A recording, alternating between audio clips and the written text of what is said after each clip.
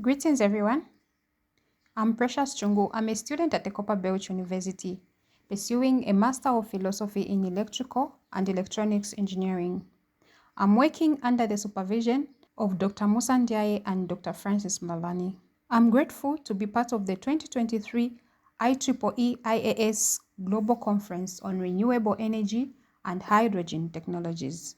I'm presenting our work on the review of voltage and frequency control for inverter-based islanded microgrid. And my presentation covers the following: introduction, the aim of the research, the voltage and frequency control techniques, simulation results, and then I'll conclude. In the recent past, there's been an increase in the implementation of renewable energy sources. This is due to their low negative impact on the environment. This has therefore led to an increase in inverter-based microgrid and a gradual decrease in the synchronous machines in modern power systems. In a synchronous machine, the change in speed is controlled by the inertial response of the rotor. However, in inverter-based microgrids, there are no rotating masses. Hence, they have low inertia. This has therefore attracted many researchers to undertake studies on how to control the voltage and the frequency in islanded mode where no rotating masses are present. But the main contribution of this paper is that it's providing a cutting-edge review in the area of voltage and frequency control techniques of the inverter-based microgrids that are operating in islanded mode. Different control techniques have been looked at, and this has been studied in comparison to their effectiveness and how they mitigate the frequency and voltage instabilities when operating in islanded mode. The first technique looked at is a synchroinverter.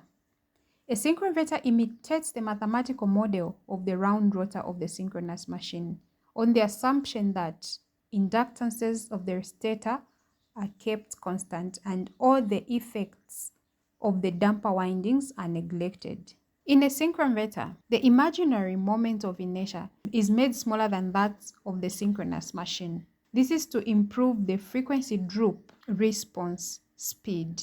The frequency droop is used in the calculation of active power and providing the reference phase angle and therefore eliminating the control loop. For reactive power, the excitation field current of the synchronous generator is varied to achieve the reference voltage. The benefits of employing this type of control technique is it has reduced complexity, improved efficiency, and also reduced costs as it eliminates the use of the phase-locked loop. This technique requires more studies to be undertaken on how its behavior is when connected to unbalanced loads and also the causes of distortions in the voltage waveforms. Another control technique that has been looked at is a virtual synchronous machine with zero inertia. This type of controller emulates the synchronous machine to control the voltage and the frequency while keeping the inertia constant. In this type of controller, to control the frequency,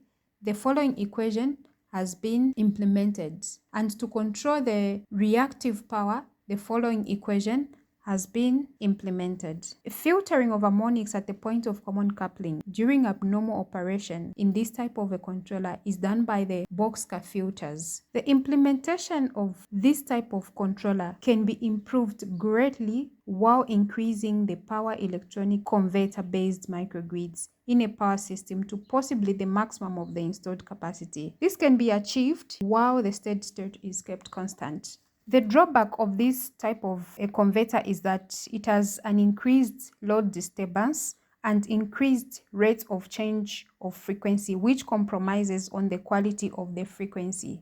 Another type of controller that has been looked at is a swing equation-based inertial response. This type of a controller also emulates the synchronous generator. However, it does not employ the phase-locked loop. This is because the phase-locked loop is seen to be ineffective and inaccurate. The controller implements the additional control algorithms that are based on the direct quadrature axis with the current injection. A droop controller is implemented by use of the swing equation of the synchronous machine. Therefore, it has increased inertia, which is good for islanded microgrid.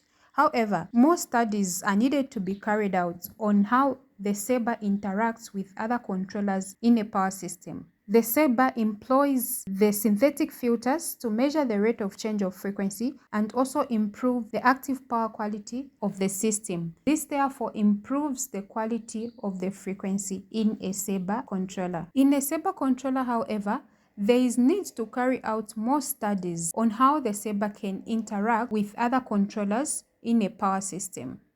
Another type of controller that has been looked at is a droop controller.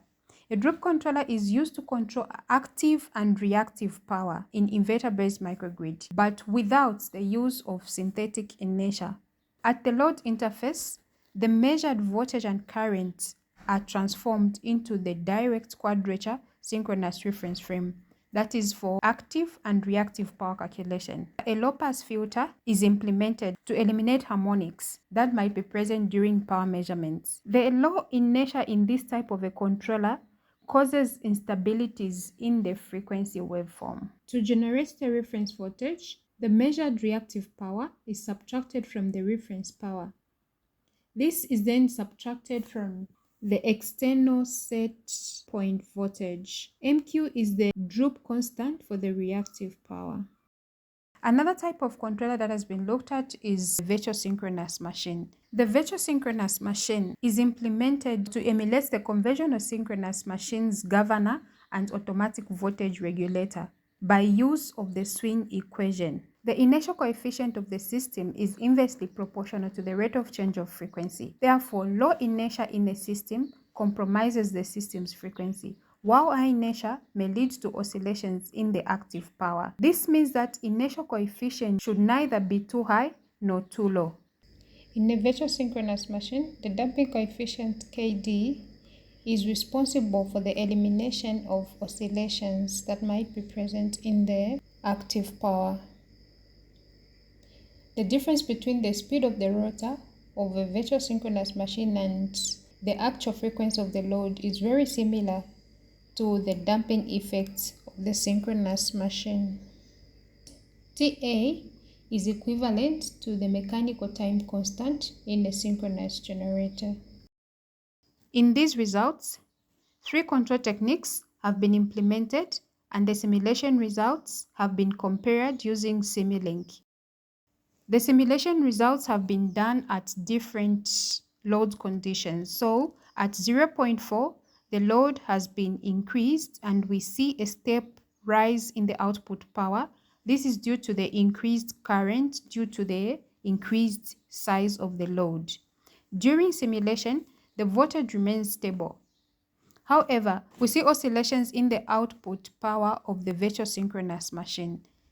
This is as a result of the increased inertia in a virtual synchronous machine compared to the other two, which is the droop controller and the traditional microgrid.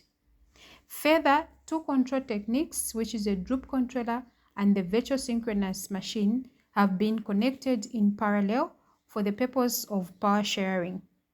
With the same size of the load, we see that there is an increase in the frequency of the droop controller and a decrease in the frequency of the virtual synchronous machine. We all know that frequency is inversely proportional to inertia. So this shows that the virtual synchronous machine has enhanced inertia compared to the droop controller. In future, if there is a complete decommissioning of synchronous generators, and we say the system solely depends on inverter-based microgrids or power electronic converters, a lot of challenges would require attention, and one of which is low inertia in such systems.